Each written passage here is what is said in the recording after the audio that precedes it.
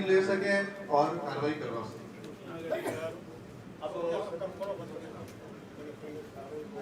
Senior अधिवक्ता श्री मोती सिंह जी से निवेदन है कि जो समस्याएं आई है उन सब समस्याओं के समाधान के लिए अपनी बात रखें।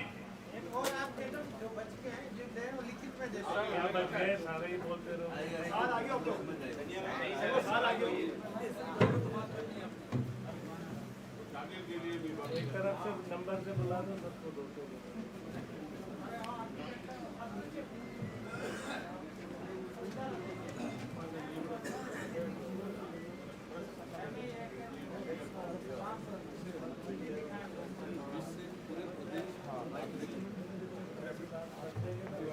मंच पर विराजमान सभ्य संतगण, आदरणीय देवी सिंह जी एंड यहाँ पर सभी जिलों से पधारे हुए गौ सेवकगण, आप सभी को मेरा प्रणाम।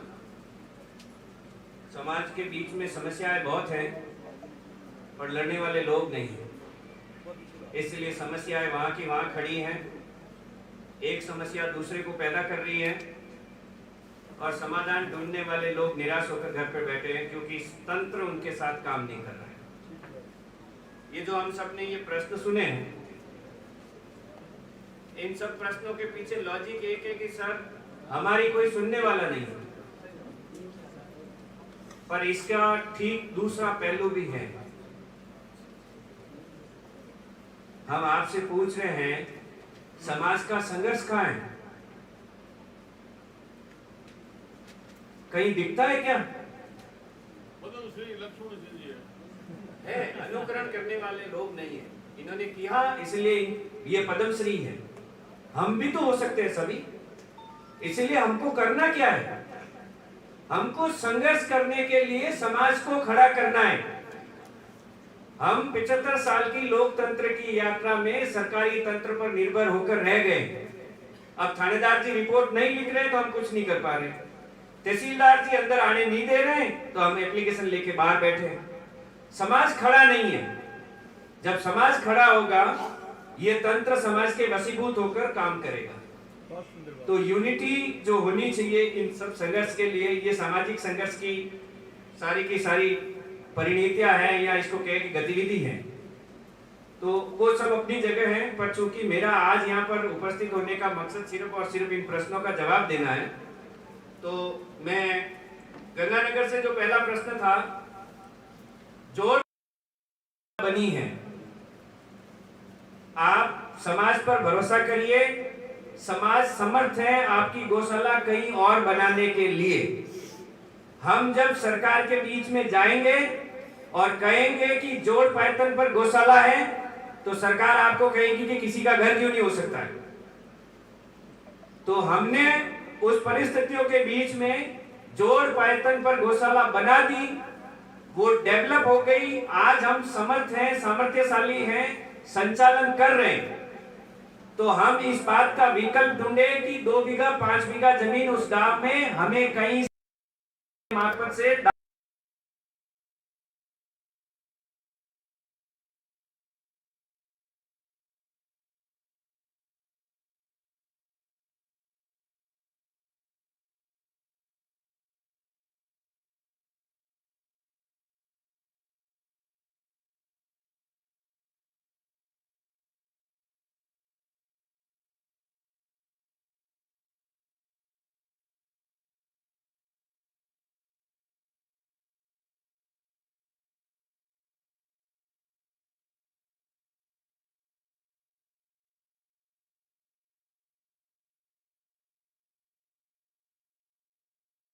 फैसला है जगपाल सिंह, राजस्थान का फैसला है अब्दुल रहमान। दोनों में यह कहा गया है कि कॉमन लैंड पर कोई स्ट्रक्चर नहीं होगा। तो हमने भूलवश बना दी है। आज समाज समर्थ है, कहीं पे भी हो सकता है। बीकानेर से सवाल आया था सर, अतिक्रमण हटाने के लिए स्टे ले आते हैं। ये डेमोक्रेटिक सेटअप है। हर व्यक्ति अपने अपने निजी अधिकारों के लिए लड़ता है। कोई कोर्ट उसको लड़ने से रोक नहीं सकती है। आपको अवेयर रहना पड़ेगा। जब आपको गांव में पता लगे कि अतिक्रमण हटाने का अभियान शुरू हो चुका है, 30 लोगों की 100 लोगों की सूची बन चुकी है, आप पहले संबंधित कोर्ट में जाके खड़े हो जाइए कि ये आ सकते हैं, हमको सुने बिना स्टे जारी नहीं किया जाए। जब आपका वकील वहां खड़ा होगा, ये कहेगा कि सर ये अतिक्रमी है, कोर्ट कहेगी कि इनको 3 दिन के अंदर अंदर उखाड़ के बाहर फेंको। जब वह कहने वाला नहीं है तो उसको प्रोटेक्शन मिलता है। और फिर डेमोक्रेसी में कोर्ट, भारत के लोकतंत्र में जो संसद चल रही है उससे कोर्ट 30 साल पीछे, इसलिए कोर्टों का अपना समय है। तो इस बात की आप सावधानी रखें। सर वो जो कोर्ट में जाते हैं वो सूचना ही नहीं करते अपने आप को। आपको एडवांस रहना है। आपको घर पे कोई कहने नहीं आएगा कि मैं खिलाफ आपके खिलाफ कल लड़ने जा रहा हूं। तीसरा विषय बांसवाड़ा से आया, गो तस्करी। गो तस्करी के जो उपाय हैं रोकने के, वो कारगर नहीं है, प्रबल कानून नहीं है। हम जगह जगह से, सभी मंचों से हमको ये मांग करनी चाहिए कि गो तस्कर को आजीवन कारावास की सजा, उसकी सारी संपत्ति जब्त, और उसके पास जो भी संसाधन है, उसका मकान है, बुलडोजर से ढा के उसको सबक सिखाया जाए। इतना कानून बनेगा तभी गो तस्करी रुकेगी। और वो कानून नहीं बनने के पीछे समाज का जागरण नहीं है। इस देश में 75 सालों में 2 विचार पनपे हैं। एक गो रक्षा का विचार है, एक गो हत्या का विचार है। समाज को गो हत्या के विचार के खिलाफ प्रबल मात्रा में खड़ा होना पड़ेगा। ऐसा कानून गुजरात, मध्य प्रदेश, उत्तर प्रदेश में बना है। तो हम सब भी जहां पे भी खड़े हैं वहां से ये मांग करें कि सरकार ऐसा कानून बनाए। ये रुकेगा। बाकी जितना आज उपाय है उसमें कर सकते हैं। सभी जगह अपने संगठन से खड़े वकील हैं, वो आपकी मदद करते हैं और कानूनी कार्रवाई करते हैं। बरी होने के पीछे ये है, हम गो रक्षा के दौरान तस्कर को पकड़ तो लेते, आगे के कागज पुलिस ही साइन करती है, क्योंकि हम सोचते हैं कि बस पकड़ लिया हो गया। हर गो रक्षक को जब तक गाय गौशाला में टैग लग के जमा नहीं हो, उसकी गाड़ी जब्त होके जमा नहीं हो, पुलिस उसको अरेस्ट करके जेसी नहीं करावे, तब तक पीछा नहीं छोड़ना है। उसके बाद खाना खाना है। ये संकल्प लेके काम करेंगे तो कोई बरी नहीं होगा। जोधपुर से एक सवाल आया कि कोर्ट के निर्णय के बाद में भी सरकारी तंत्र, सरकार वोटों की भूखी है। आप गो रक्षा के काम करते हैं तो भी वोट आपका एक है, जो कब्जा करके बैठा है उसके 10 है। हमको मजबूती से कोर्ट में लड़ना है। हम क्या करते हैं, अरे साहब हो ही रहा, अरे होने से नहीं होगा भाई, लड़ना पड़ेगा। आप थैली लेके वकील के पीछे खड़े रहिए, वकील को जज के सामने खड़ा रखिए, फैसला आएगा, सारे अतिक्रमण हटेंगे। मैंने पिछले 3 सालों से जो PIL लड़ी है, 40,000 अतिक्रमण हटे हैं। कोई ये नहीं कह सकता, जो गतिविधियों से जुड़े हुए हैं उनको जानकारी में है, कोई ये नहीं कह सकता कि अतिक्रमण नहीं हटते हैं। कमजोरी हमारी है कि हम लड़ते नहीं हैं, हमको लड़ना पड़ेगा। फिर एक सवाल आया रोहित से, रिको, आपने बहुत अच्छी बात की। मैंने 3 साल केस लड़ा, 8 ग्राम पंचायतें हैं, एक सिंगल आदमी उठ के लड़ने नहीं आया।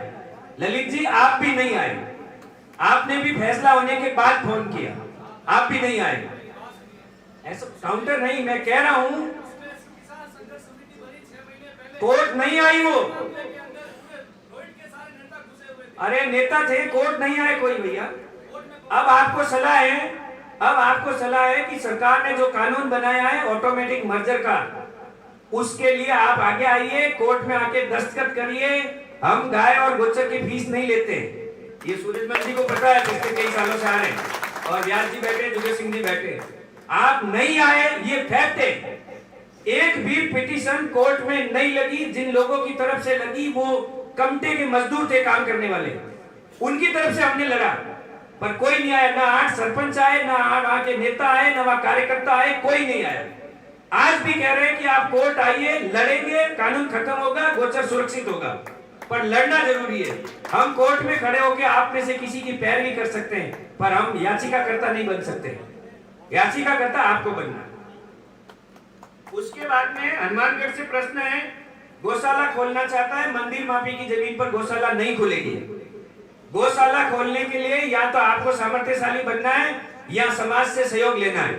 पर आप सोच रहे हैं कि पुजारी ने कब्जा किया तो कब्जा हटाने के लिए समाज काम करे, लोग काम करे, पर हम चाहते हैं कि पुजारी की जगह हम कब्जा करें, तो सरकार और कानून इसकी अनुमति नहीं देता है। तो जो भी गौशाला खोलना चाहता है सब अवेयर रहे। हर तहसील से आज की तारीख में लिटिगेशन हमारे पास आ रहा है कि सर गौशाला को लोग हटाना चाहते हैं क्योंकि समाज में एक विपरीत विचार है, वो आपकी शिकायत करेंगे।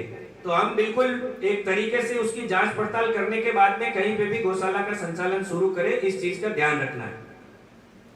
उसके बाद में गोचर समिति बनी हुई है जिसको थाने में रेस्पॉन्स नहीं देते हैं, तहसीलदार रेस्पॉन्स नहीं देता है, तो उसके लिए बहुत चिंता करने की जरूरत नहीं है। हम सब एडवांस टेक्नोलॉजी में हैं। आज किसी को थाने जाने की जरूरत नहीं है, तहसीलदार के जाने की जरूरत नहीं है। गांव में ई मित्र खुला है, आपके हाथ में मोबाइल है, उससे कंप्लेंट दर्ज होती है। दर्ज होने के बाद में उसको फॉलो करिए। हर सुबह उठ के जैसे व्हाट्सएप देखते हो वैसे उस ऐप को खोल के डालिए कि आज तक मेरी कार्रवाई नहीं हुई है। 10 बार लिखोगे, 11वीं बार तहसीलदार, पटवारी और पुलिस का जाब्ता उस जगह पे आएगा हटाने के लिए। करिए आप। उसके बाद में एक सवाल सवाई माधोपुर से था, पंचायत के प्रस्ताव पर अलॉटमेंट नहीं हो रहा है। ये हमारी कमजोरी है। 1957 के रूल बने हुए हैं जिसमें 2002 में संशोधन हुआ। संशोधन होने के बाद में ये कहा गया कि गोचर की जमीन ग्रेजिंग डेवलपमेंट के लिए, गौशाला विकास के लिए सुरक्षित हो सकती है, सेट अपार्ट हो सकती है। इस सरकार के पास 365 प्रपोजल पेंडिंग पड़े हैं पिछले 4.5 साल में, एक को भी अलॉटमेंट नहीं किया है। और उसके पीछे हम ही वजह है क्योंकि हमने कोई संघर्ष खड़ा नहीं किया। सारे अलॉटी एक जगह इकट्ठा होके इस तरह जहां यहाँ आए हैं वहां कहीं आ जाते तो हो सकता है अलॉट हो जाता, पर हमने फार्म डाल के छोड़ दिया। सारे अलॉटीज कोर्ट आ जाते तो कोर्ट से डायरेक्शन हो जाता कि 3 महीने में अलॉटमेंट पे फैसला लीजिए। यहाँ तो मना करती, यहाँ हो जाता। मना करती तो फिर कोर्ट जाते कि सर रूल है, कानून है, क्यों नहीं कर रहे। पर ये संघर्ष की कमी हमारे कार्यकर्ताओं में भी है, तो उस संघर्ष को बढ़ाना पड़ेगा, कानून के तरीके से लड़ना पड़ेगा। फिर उदयपुर से सवाल था, अतिक्रमण पर कानून की स्थिति बहुत क्लियर है। हर अतिक्रमण नाजायज है। इस सरकार ने अभी एक पॉलिसी निकाली थी कि गोचर पे कब्जे नियमित कर दिए जाएंगे। इनकी मोशन पर वो रुक गया है। कोर्ट ने कह दिया है कि 1 सिंगल इंच गोचर पर कब्जा नियमन नहीं होगा। अब आपकी सिर्फ और सिर्फ इतनी कार्रवाई की जरूरत है, जहां पे भी है, कई मजिस्ट्रेट के यहाँ जाने की जरूरत नहीं, तहसीलदार के यहाँ जाने की जरूरत नहीं, कहीं नहीं जाना है। सीधा हाईकोर्ट आइए, हाईकोर्ट से ऑर्डर लेके जाइए, कलेक्टर लाइन लगा के खड़ा मिलेगा आपकी पालना करने के लिए। उसको जेल जाने से बचना है, पर हम कर नहीं रहे। 4000 ग्राम पंचायतों के ऑर्डर करा के दिए हैं राजस्थान में 2017 के बाद में। 16,000 ग्राम पंचायतें हो गई हैं, 12,000 के कब्जे वैसे के वैसे पड़े, उनको हटाने की जिम्मेवारी भी हमारी ही है और किसी की नहीं है। फिर जोधपुर से सवाल आया, जमीन जेडीए में चली गई है, गोचर रुकी हुई है, पर कानून गलत है। जेडीए को एम्पावर कर दिया गया है कि वो ये जमीन किसी को दे सकते हैं। उसके खिलाफ सिर्फ और सिर्फ जिस विधानसभा ने कानून बनाया है उस विधानसभा पे दबाव डाल के जन आंदोलन खड़ा करके उस विधानसभा के लोगों को मजबूर कर सकते हैं कि कानून की ये पंक्ति हटाइए और गोचर ओरण को सुरक्षित करिए। फिर सवाल आपका पाली से था, गोचर में पट्टे जारी नहीं होते हैं। गोचर से आबादी सेट अपार्ट होती है, सेट अपार्ट होने के बाद में उसकी किस्म बदलती है।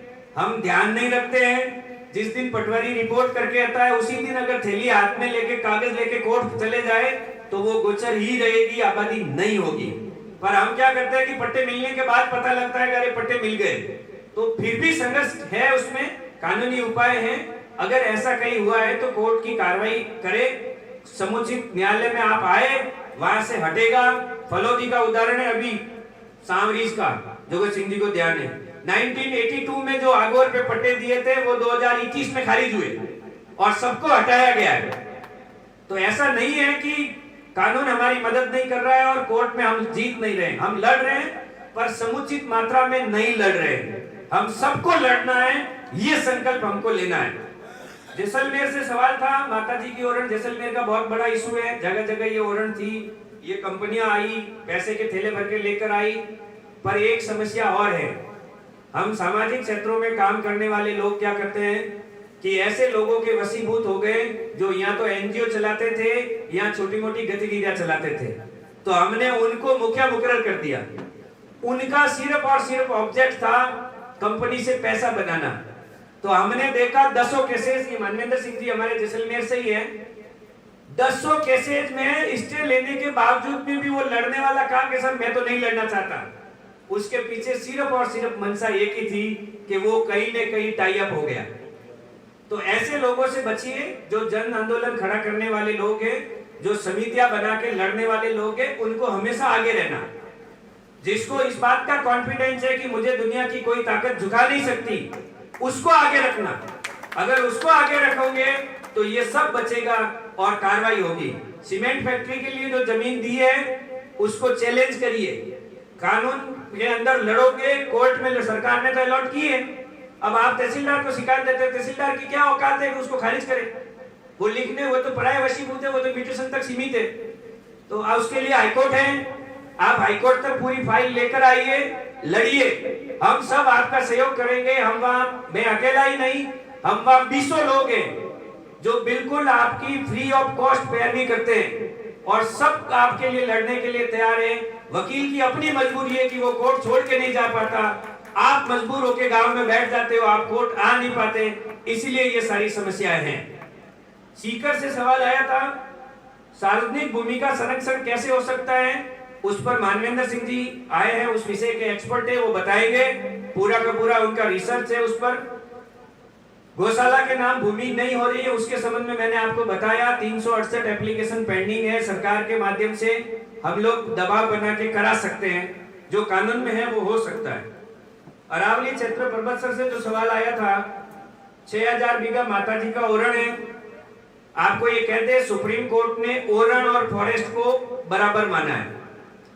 गोदावर्मन का जजमेंट है।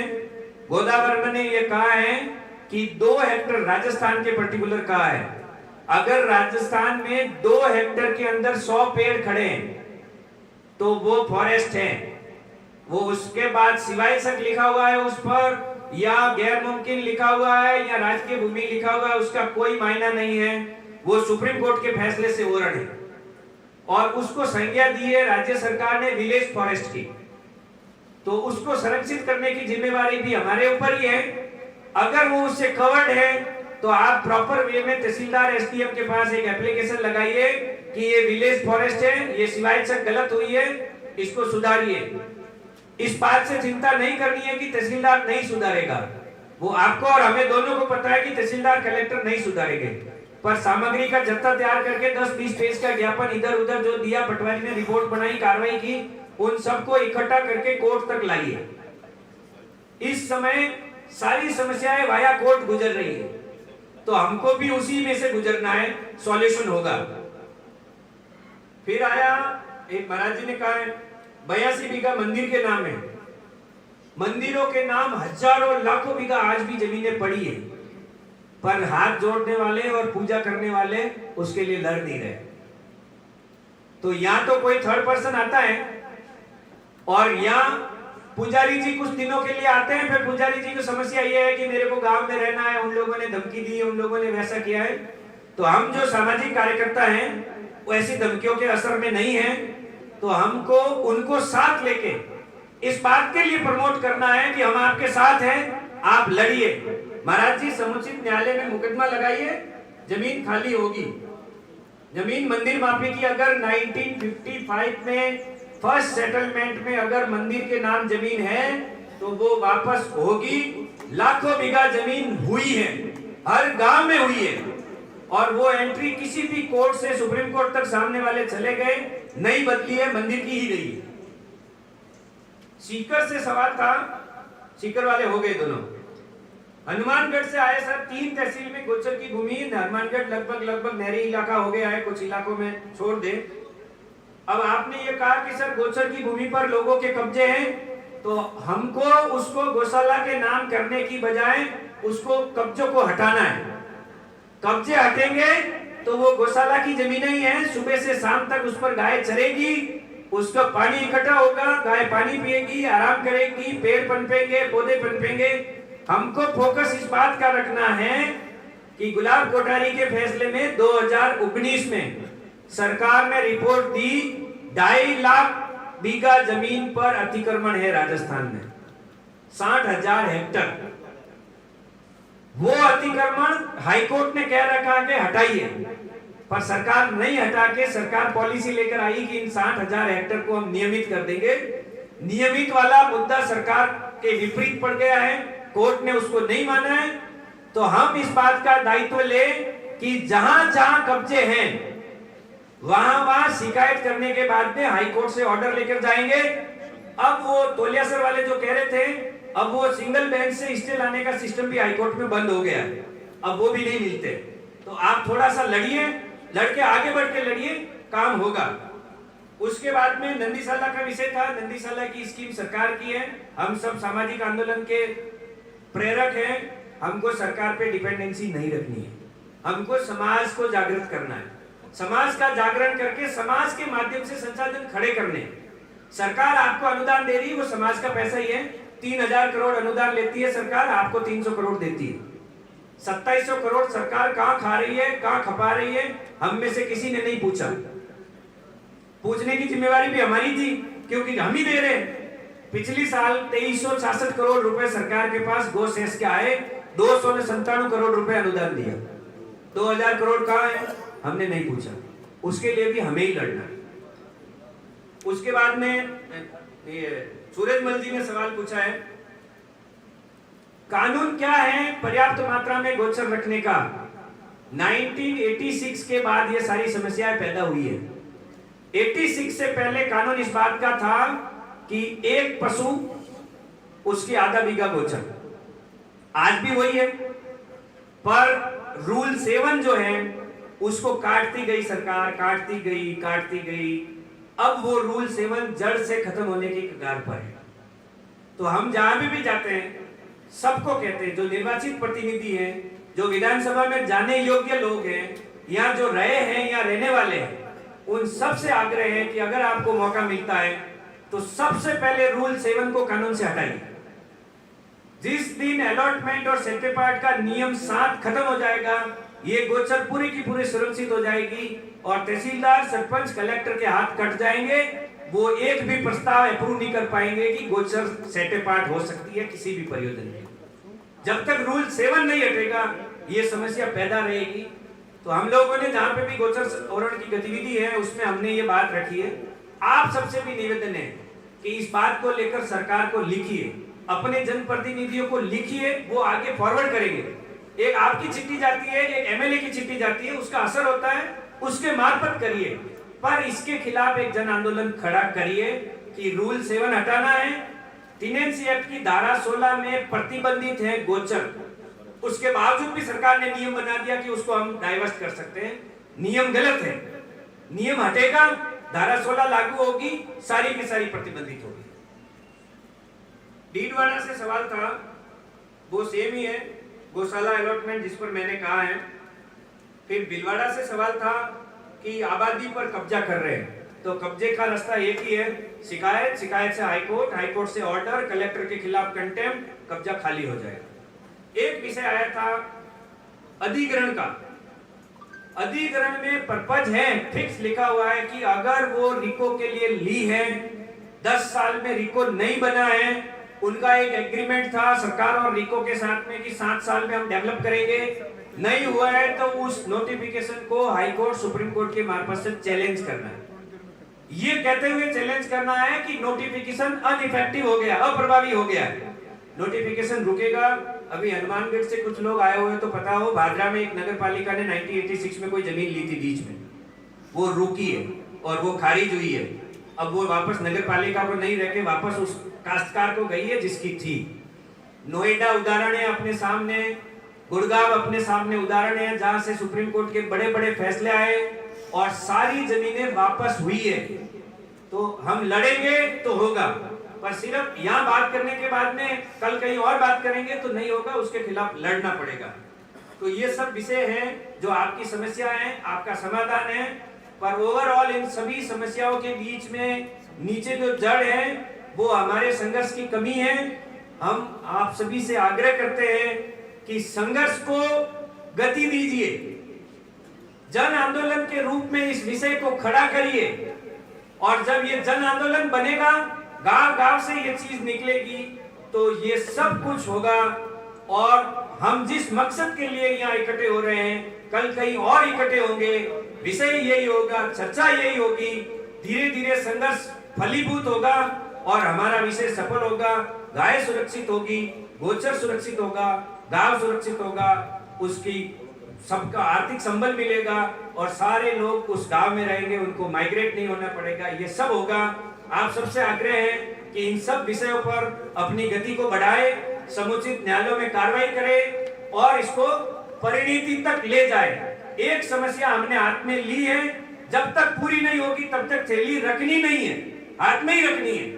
ये संकल्प लेकर अगर आप काम करेंगे तो सफलता बहुत जल्दी मिलेगी। आपकी एक सफलता पास के 10 गांवों को प्रमोट करेगी। बहुत धन्यवाद। देखो